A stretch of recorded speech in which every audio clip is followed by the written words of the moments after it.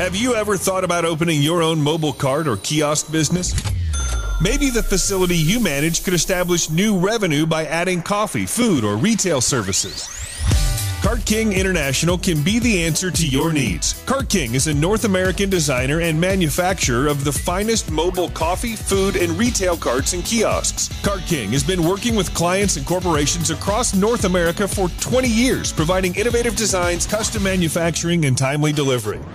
Carts and kiosks are fun, and so are the dozens of designs on our website. Please visit us today at www.cart-king.com or just call us at 1-877-986-7771 and get your sales rolling. If you find yourself in need of legal representation, it can be a very stressful time in your life. In my career, I have dealt with thousands of lawyers, I've dealt with thousands of law firms, and I can confidently recommend to you Keith M. Davidson at kmdlaw.com. Available 24 hours, 7 days a week. Just log into kmdlaw.com. That's kmdlaw.com. Or you can call toll-free 833-4KMD-LAW. That's 833-4KMD-LAW. Personal injury, wrongful death, STDs, sexual assault, car accidents. They handle it all efficiently and professionally. It doesn't matter how imposing the opposition may be, because the team at kmdlaw.com are battle-tested and fierce. They will not stop until justice prevails. Go to kmdlaw.com or call toll-free 833-4KMD-LAW. If you're in for the fight of your life, stop screwing around and contact KMD Law.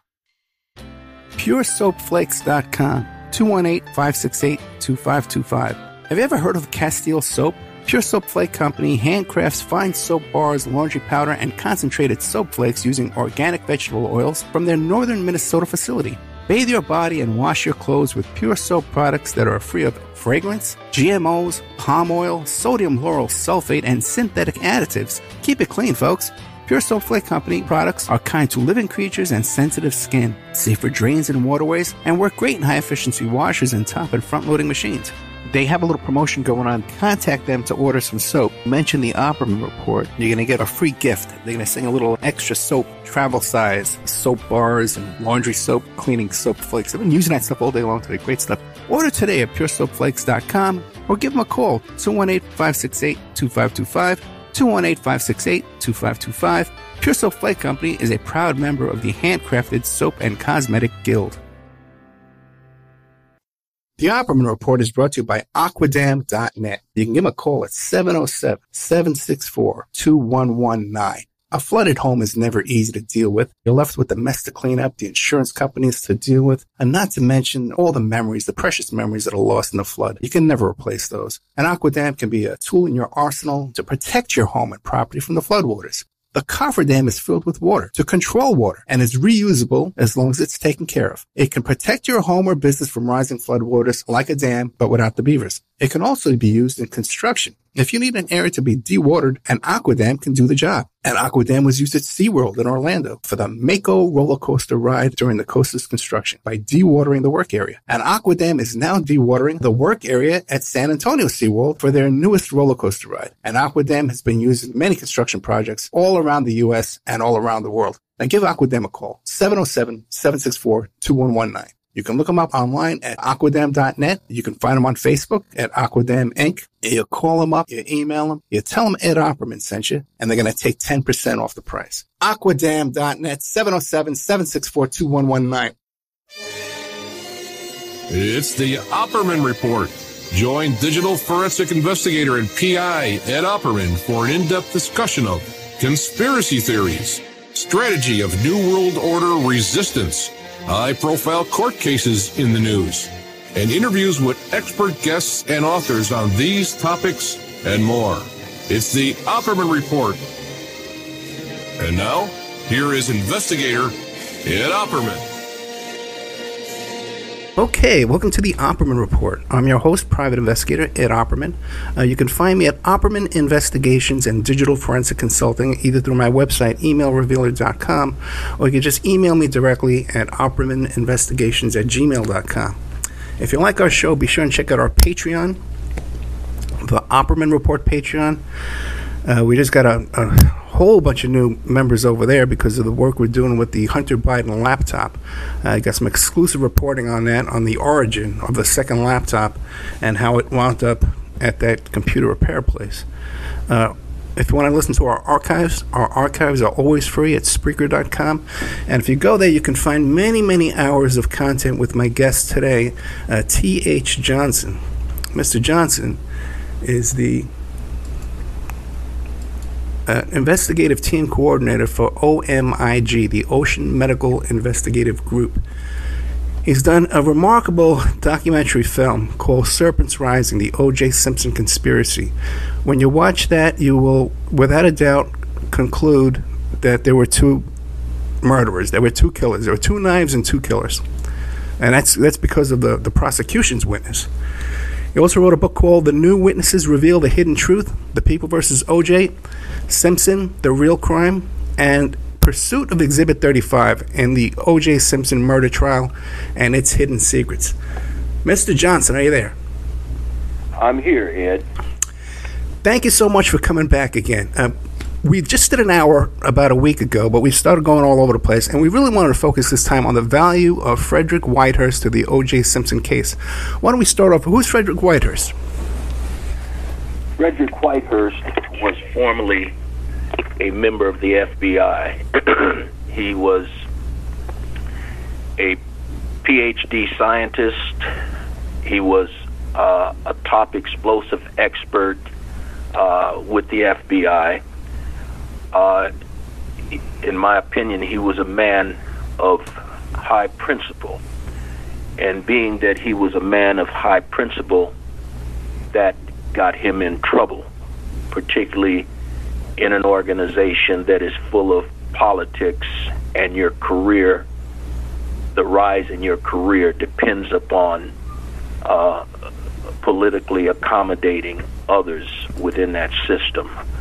So because of his concept of being a person that believed in precise ethical conduct, he ultimately had his career virtually destroyed in the FBI because he continued to go to his superiors revealing malfeasant conduct, particularly within the FBI laboratory, which was important because they would do the research and examination of the evidence that was used in criminal cases to convict individuals. And he complained about the unprofessional conduct within the laboratory, the sloppiness at various workstations, and the laxity as it related to xenophobia and racist conduct, the use of racial epithets, nigger, jungle bunny, and all other types of stereotypical epithets, negative epithets applied to various people, African Americans and others. So, in essence, he was one of those agents that said, when I signed up with the FBI, I did not sign up for this. And he expected a particular type of professional conduct that was not taking place. And because it seemed like his protests were falling on deaf ears with his superiors, he began to go outside of the agency to the office of the Inspector General. Every agency of the U.S. government has an office of the Inspector General. And the Inspector General office for the FBI, which is a branch of the United States Department of Justice, is located under the United States Department of Justice. And by the time of the Simpson trial, he had filed well over 100, between 100 and 200 complaints in regard to this conduct. And because he had gone outside of the agency, his career as being a top chemist and top explosive expert, had been reduced to him examining paint chips within the paint chip laboratory. Let me interrupt you for a second here, because I had Dr. Frederick Whitehurst on the show, and this guy's a rock star when it comes to forensic examinations here. He worked on TW-800, the Oklahoma City bombing, the first 93, what was that called? Twin Tower bombing, the first one. This impeccable credentials. And we had him on our show, and he told us on the show too about his work in the OJ Simpson case. But please continue. Well, yes, and I happened to be going back to examine one of the programs that you had me on previously, and stumbled up on the fact that you had done an interview with him, and I remembered him from years ago, coming into the Simpson case, and then all of a sudden just fading away, just like dust in the air. One week his name was prominent, and the next week he was gone.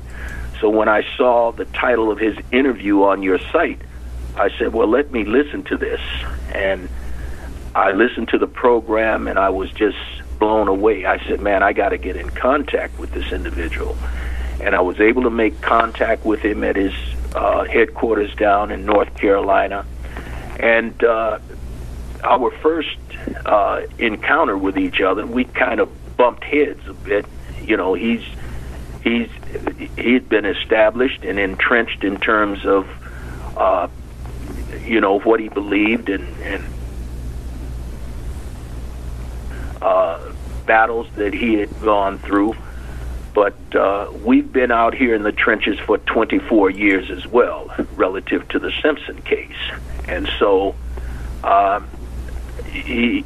attacked a particular individual who I believe that was involved with the agency and took the stand and had lied. And it had to do with the shoe prints. And we were able to obtain a copy of the to scale shoe print photos that were taken by the actual photographer for the Los Angeles Police Department. And it indicates that the shoe prints that were found at the murder site fit inside 11.5-inch sidewalk tiles. And we had to be certain of that, because we're saying if you have a shoe that is 11.5 inches in length and dimension, that shoe is smaller than my foot. I'm 5'9". Simpson is about 6'1", probably would be 6'3" if it wasn't for the medical problems he had as a kid with rickets that creates a 20-degree bow in his legs. And he's a big individual. With huge his hands will swallow your hands. So it just made no sense to me. You have all these people that would come on the air talking about how humongous, how gigantic his head is.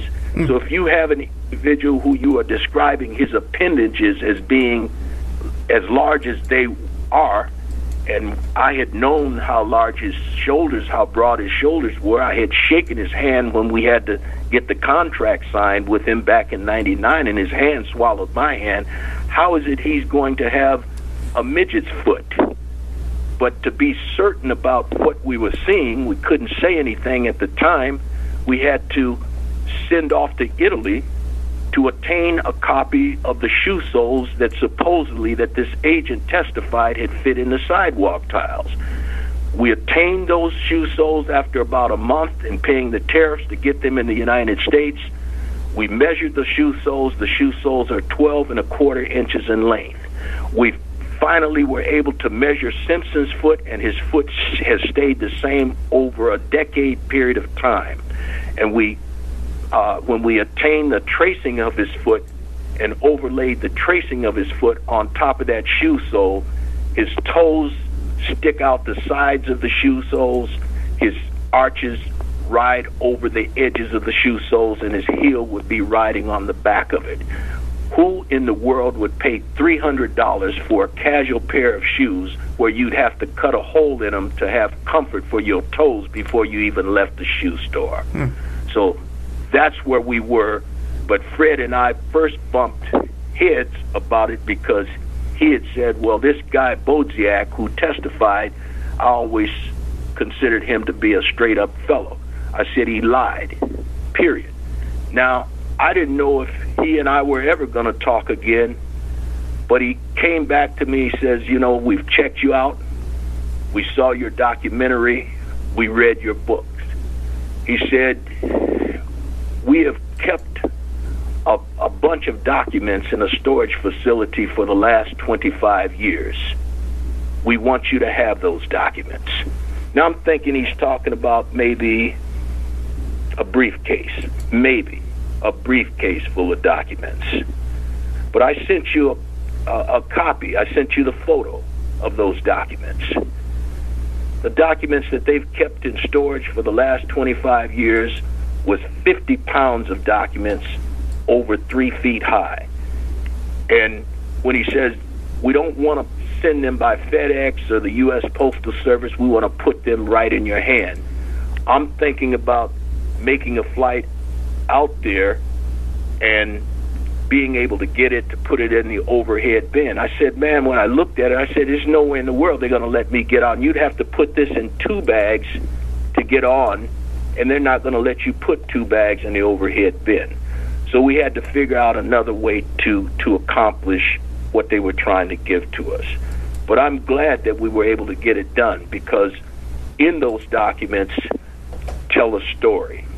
And the story of Whitehurst's interaction with the OJ Simpson trial was simply a measurement of another thing that was going on. There was turmoil within the FBI.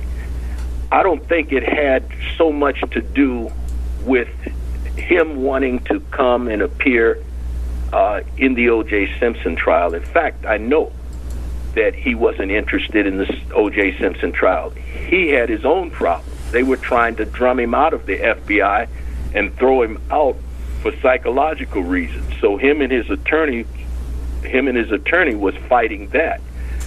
When they received the notice after he had filed on behalf of other multiple agents about the agent who had taken the witness stand in the Simpson trial and lied.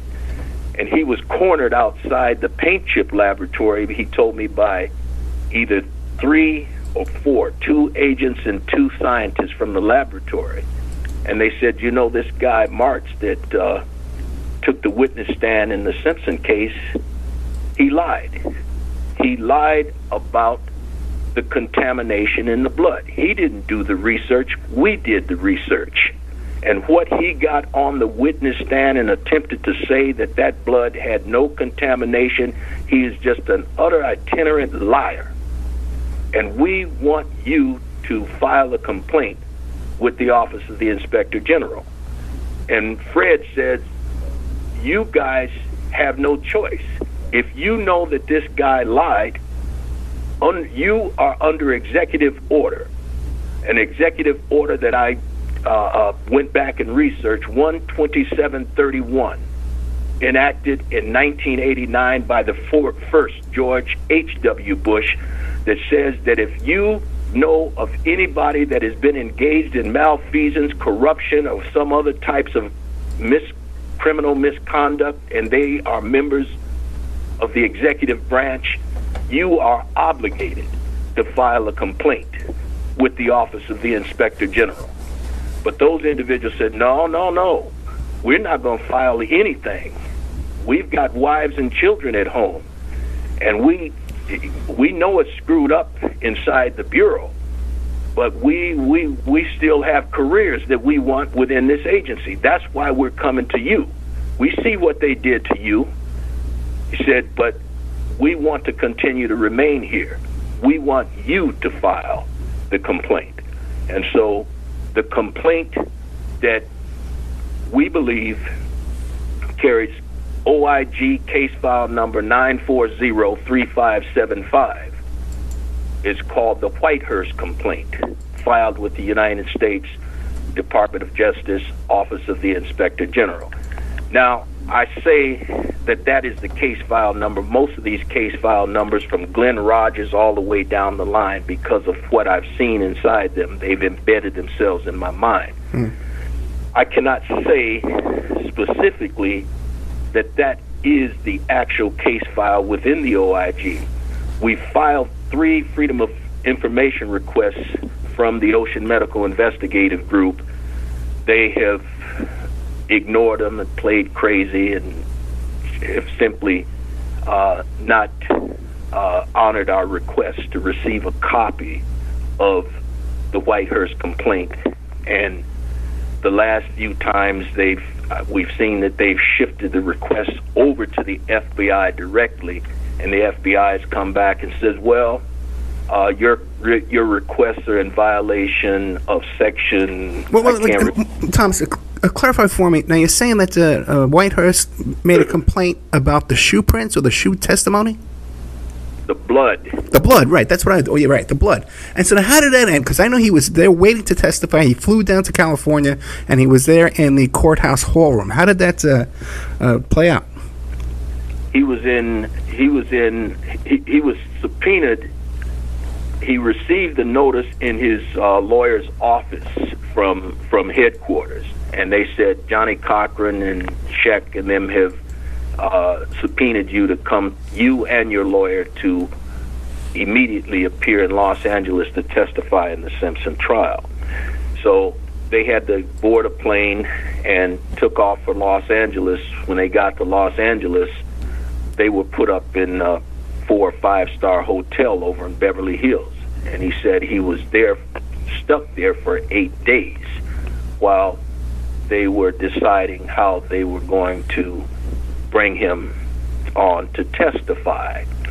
And when he left for Washington, D.C., Louis Freeh, who was the director of the FBI at the time, sent his top negotiator, a black lawyer by the name of Stephen Robinson, and told him, you get over to Los Angeles and you figure out a way to keep Whitehurst from taking the witness stand. You negotiate with Cochran and them, the defense team, to keep Whitehurst from taking the witness stand. We've got too much going on, and I'm kind of just figuring out in my mind, but at the time you had Ruby Ridge, right, Waco. You had a number of things that were public that they did not want out there. So the FBI attorney was able to negotiate with Cochran and Darden and Marsha Clark that Dr. Whitehurst would not testify, and he was going to testify that there was a lethal amount of EDTA in the blood. Correct, but I don't think that he went there with the intent to negotiate with Marsha Clark and them, because Marsha Clark and the prosecution. They didn't want him on there anyway, right? They didn't want him on there anyway, right? They found out initially they were going to use him. It was the prosecution who had gotten information regarding this anonymous individual inside the Los Angeles Police Department bringing this information. So let me just break it down and tell you how I title this. I title what we're talking about today in my notes, Blood In and Blood Out, because this became a battle of the whistleblowers. Fred Whitehurst is a whistleblower, okay? And, once you start examining the concept of whistleblowers, not just for the FBI, but in other agencies, particularly where people are engaged in malfeasance of contamination and stuff like that, and people know that they're readily involved in that, and they go and they want to blow the whistle. Now they put their lives in danger. Well, this is what happened in the Simpson case. Before the trial, there was an anonymous individual inside the Los Angeles Police Department who initially brought this truth about the glove being planted on Simpson's property by Furman and the blood being contaminated, and told a gentleman in a meeting up in Denver, Colorado, in a hotel in Denver, Colorado. This anonymous insider within the LAPD met with an author, a true crimes author up in Denver by the name of Stephen Singular, who would go on to author the book Legacy of Deception, about all of this stuff that we're talking about. He was attempting to talk information that he had back to Los Angeles, 1,000 miles away, to give to the defense. And Singular asked him, why have you come all the way to Denver to get me to do this? And he said, because you wrote that book a decade ago entitled Talk to Death, where members of the white Aryan nation, a splinter group called the Order, had come down to Denver on their way to do whatever they were going to do in promulgating a racial civil war. They decided that they were going to assassinate this Denver talk show host, and they did kill him right in his driveway by the name of Alan Berg. And he said, you wrote that book. And he says, I'm here to tell you that the same type of people who committed that assassination, who are white supremacist, neo-fascist, neo-Nazi sympathizers, have made their way into these institutions around the country, law enforcement institutions, and they are embedded inside the Los Angeles Police Department. And they function now in higher command positions, and they protect corrupt and brutal officers like this officer, Mark Furman, period. Mark Furman had been designated as a neo-Nazi by his partner in the vehicle with him by the name of Andrew Purdy. Purdy went to the complaints officer, Lucianne Coleman, on July 24th, a month after the murders had taken place, and she was raising the question about, he went there to file a complaint about Furman when something came up on the television, and she said, no, I don't think that that's right, something about planting the glove and so forth. He said, I wouldn't put it past him. And he had described Furman as on the weekend wearing Nazi paraphernalia around the precinct, so on and so forth. And so the problem is that a number of these police officers had come to Lucianne Coleman and began to give information about Furman, but later said, you're not going to put me on the witness stand to testify. And so when she said to Purdy that I'm prepared to put you on the witness stand, he said, no. He says, that diary, I'm burning it. And if I'm put on the witness stand, I'm going to lie. So that was the type of situation in which this individual had gone up to Denver to meet with Singular. Singular said, why didn't you go to the prosecution with this information? And he said, the whole Los Angeles justice system is utterly corrupt.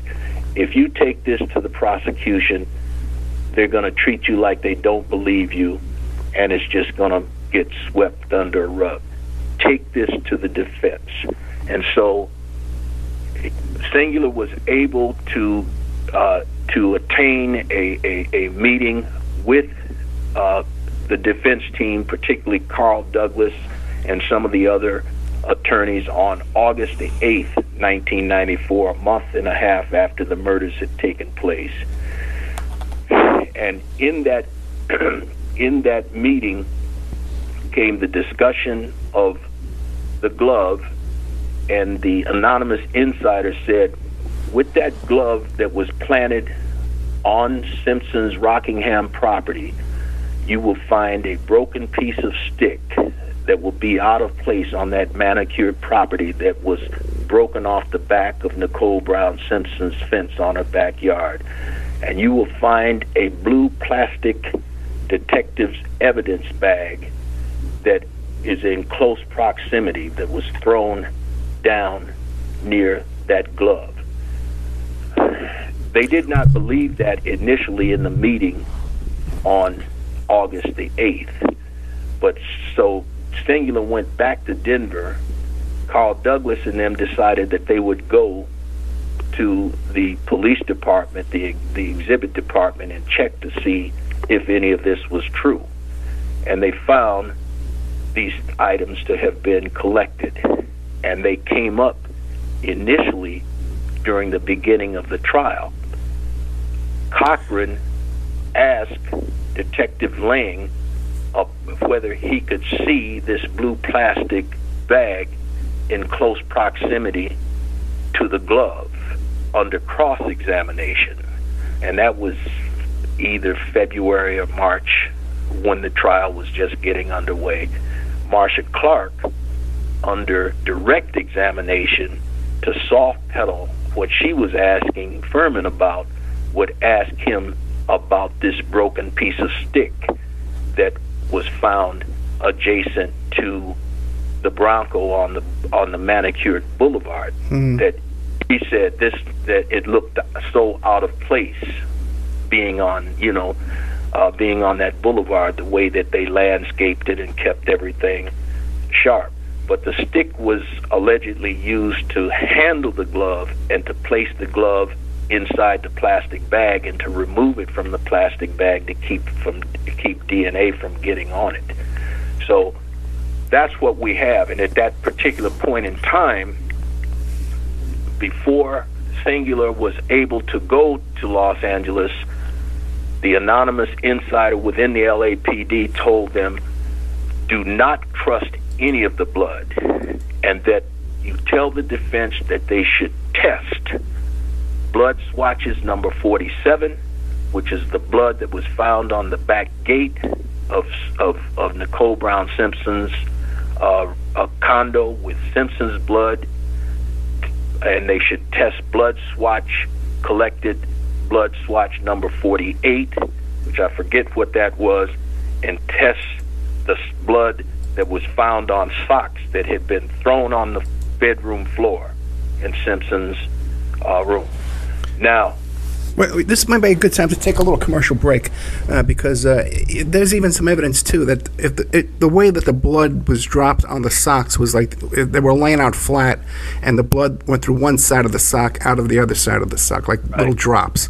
Correct. And also, too, real quick, I'm trying to search my memory. Isn't there something odd? There's like a photograph of Furman pointing to a piece of evidence, like out of sequence. There would be no reason for him to know that was evidence yet. Explain that real quick. Is there time you want to do it when we come back from the break? Yeah, you want to do it once we come back. We'll do it when we come back from the break. We are here today with T.H. Johnson. He's investigative team coordinator for OMIG, the Ocean Medical Investigative Group. And he's done the documentary film, Serpents Rising. We'll be right back with more of T.H. Johnson after these messages.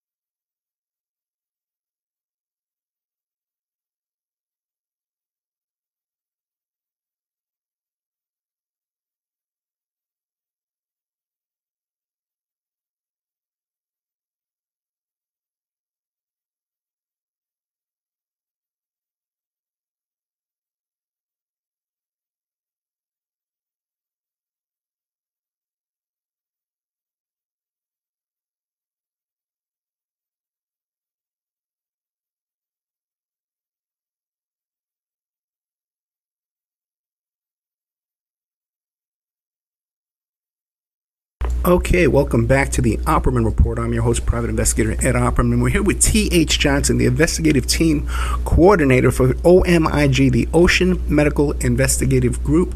He's the author of the book Pursuit of Exhibit 35, author of the book New Witnesses Reveal the Hidden Truth, The People vs. OJ, The Real Crime, and an excellent documentary film called Serpents Rising, the OJ Simpson Conspiracy. Mr. Johnson's been on the show several times before, so be sure and check out our archives for T.H. Johnson, and also check out the archives for Dr. Fred Whitehurst, and also Stephen Singular. All have been on the show. So when we left off, I was asking you about a photograph where Furman is pointing at some evidence, and the way I remember, there's no way he should have known that was even evidence. Well, here's the deal as it relates to that. You know, Furman got a lot of fanfare because he lied about the use of the word nigger.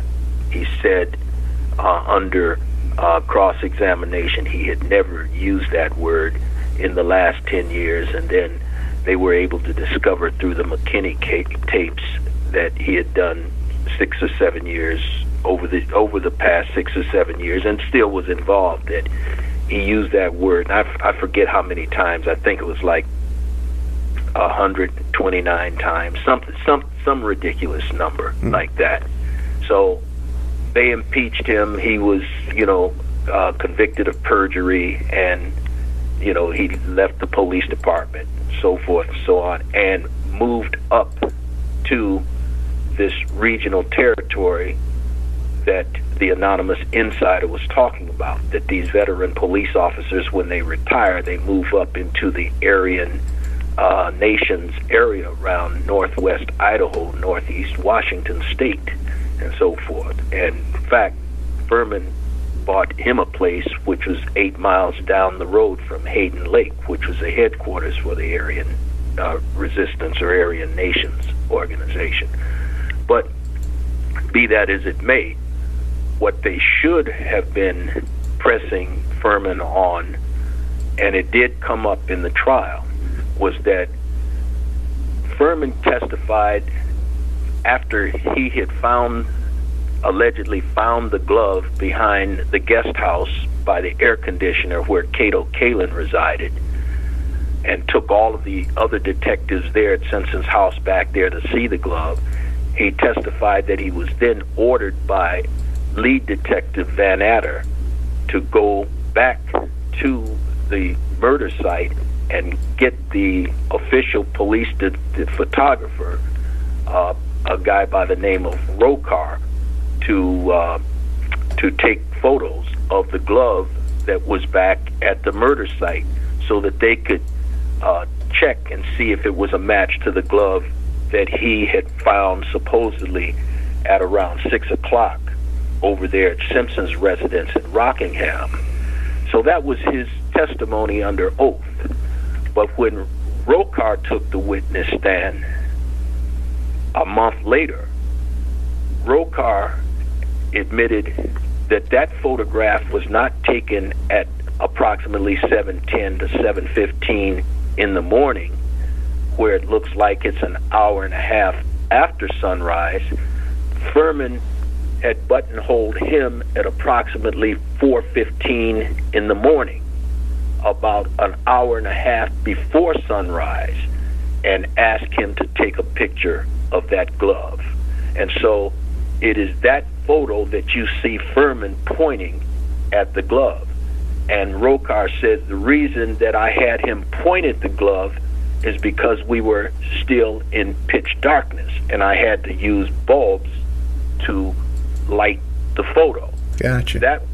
That was an hour and a half before sunrise, but it was also 45 minutes before they decided to go over to Simpson's Rockingham residence, you see. So that is a big issue right there. Why was it necessary? You know the difference between sunlight and darkness. Why was it important for you to tell this lie that you were ordered to go there at 7 o'clock to take this photo when you knew that you had taken this photo before 4:30 in the morning? So naturally with us, that has raised great suspicion in terms of that glove. But the issue as it relates to this title that I'm talking about now, Blood In and Blood Out, is that Singular had not gone to the prosecution. He was able to get his meeting with the defense.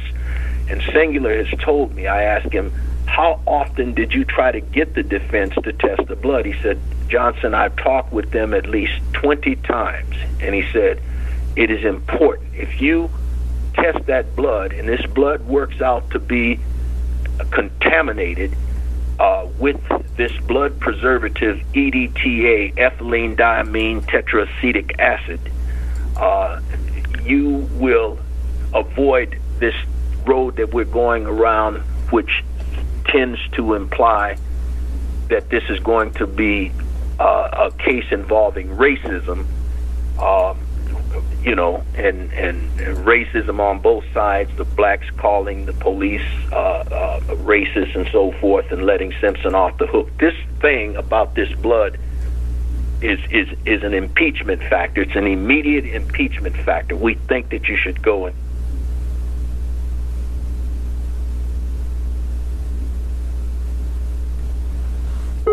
Douglas getting Cochran and them to examine the blood. Let me ask you a question, Mr. Johnson. Why wouldn't the defense want to test the blood? I have my thoughts as it relates to that, and I've shared this with you before, that I do not think, after examining quite a bit of this stuff, that the Simpson case was the most important case in Mr. Cochran's career.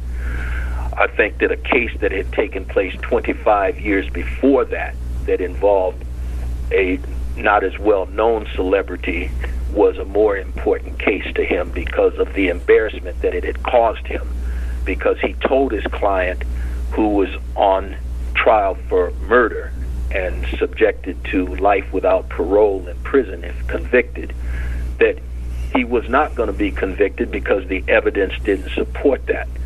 But his client at that time, Elmer Geronimo Pratt, was the defense minister for the Southern California chapter of the Black Panther Party. And he had continued to tell Cochran, who was young and naive at the time, you simply don't understand, Cochran, what this is all about. And subsequently, because of a prosecutor named Kaloostian, Richard Kaloostian, suppressing evidence and admitting, intentionally using the perjured testimony of a confidential informant, Elmer Geronimo Pratt was sentenced to life without parole. In fact, he had been down now over a quarter of a century. But before he was being taken out the doors, the bailiffs were taking him out to prison. He looked back over his shoulders and he said, "Don't forget me, Cochran. Don't." And Cochran, if you read his books, Journey to Justice and A Lawyer's Life, this thing with Elmer Geronimo Pratt seems to be the unspoken subtext to his books. Don't forget me, Cochran. And I don't think that Cochran ever forgot that. I think that Cochran had to find a way to maneuver to the head of that defense team. And he was overly qualified more than anybody else in that group, including F. Lee Bailey, who was really the only other legitimate criminal defense attorney. But Cochran is the only attorney so far that we know of that has won the highest award for criminal recognition in the state of California, the Giesler Award, named after the lawyer for the Stars, Jerry Giesler, back in the 20s and 30s. And Cochran also won the highest award for civil litigation in the state of California. And we haven't found an attorney that's won both awards. You either win the civil award or you won the criminal award. But and Mr. Johnson, your description of Stephen Singular is not an exaggeration. He's been mentioned in Marsha Clark's book and Chris Darden's book and Johnny Cochran's book as well, right? Yeah. Let me say this. Singular wasn't able to get any of his New York publishers to accept his manuscript. One of the lawyers that had gone with him to the meetings with Douglas and the defense team says, well, you know, we know a publisher out here in California who had published a book for Faye Resnick by the name of Michael Viner, the publisher and owner of Dove Books. So he met with Michael Viner and turned over his transcript about all of this stuff that we've been talking about, the glove in the blood, etc., contamination of the blood. Michael Viner, according to Singular, violated their NDA, non-disclosure agreement, because you got all of these names in here that you don't want this stuff to come out before you write this book is published. But Viner, according to Singular, wanting to be in the middle of activities, he was kind of a guy that sought the limelight himself, found an excuse by saying that if we withhold this information that Singular is alleging, that we would possibly be in violation of obstruction of justice. So we need to go to the prosecution and give them this information. So around or about November the 1st, 1994, 2 months before the trial would even get underway, he and his attorney made their way to the prosecution's office, and they met with Christopher Darden. And in meeting with Darden, they told him about the planted glove and the contaminated blood. Instead of Darden making the same type of emotional plea that he made when you saw him on the dais in tears after the jurors' decision to acquit Simpson, he basically ran off to Marcia Clark and said, get me off of this assignment that you gave me. I never trusted these two anyway. He had been given the assignment to manage Furman and Van Adder. I considered both of them to be liars. I want off of this assignment. So she took the assignment back. So you didn't hear any more about the contaminated blood and the glove coming from Darden. It was an attorney who was on loan to the prosecution, the DNA expert out of Oakland, Northern California's Oakland Alameda County Attorney's Office by the name of Rockney Harmon. Now, according to the information that we have, Harmon and another attorney out of San Diego were never included in the daily meetings that Clark was calling with the L.A. prosecutors. They were being just communicated with on a need-to-know basis. And it's my suspicion, and I told Harmon this, and we had a short conversation. He decided, I don't want to talk anymore, that I think you were protecting your butt, because it was Harmon who, once he became aware of these allegations that was in Singular's manuscript that now had made their way to the prosecutor's office inadvertently through Michael Viner, he's the one who decided to send the blood samples of the Swatch 47 off the gate and a piece of the blood on the socks that was found on Simpson's bedroom floor to the FBI.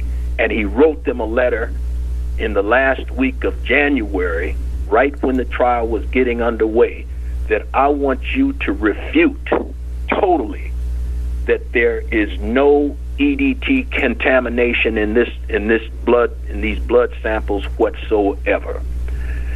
And I'm saying to you that by March 1st, a month, 5 weeks after that trial got underway, if the agent who did what he did in the FBI truly believed in justice, he could have shut that case down before it even got underway.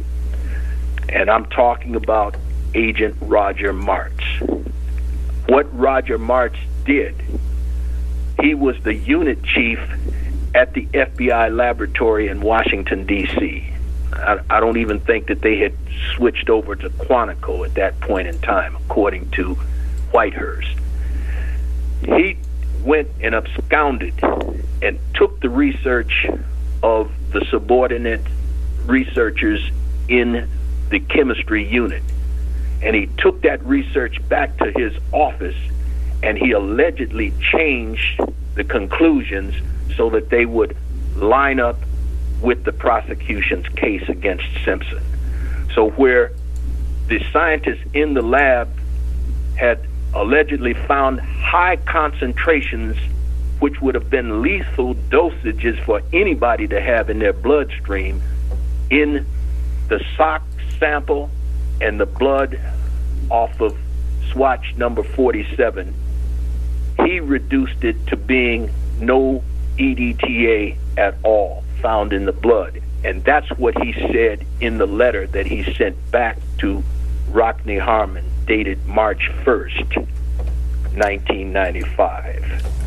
And so there lies the beginning of what I'm telling you I title Blood In and Blood Out.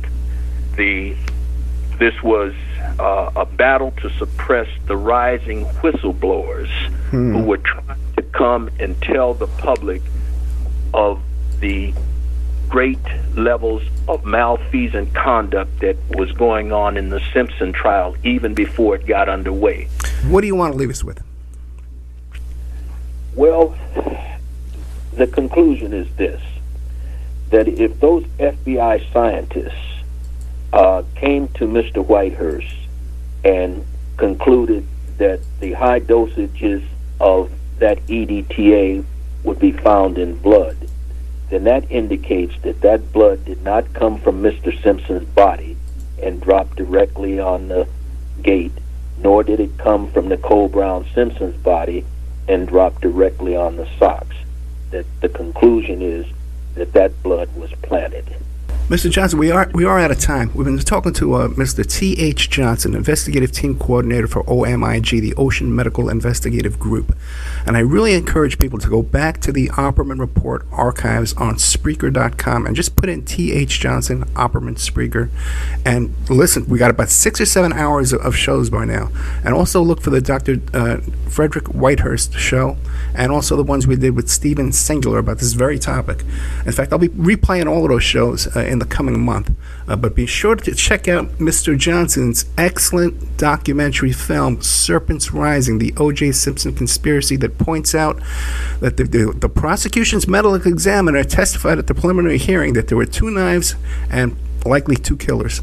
Also, too, check out his books, In Pursuit of Exhibit 35, and also, too, New Witnesses Reveal the Hidden Truth, The People versus OJ Simpson, The Real Crime. Thank you so much, Mr. Johnson. Thank you for having me. Good night.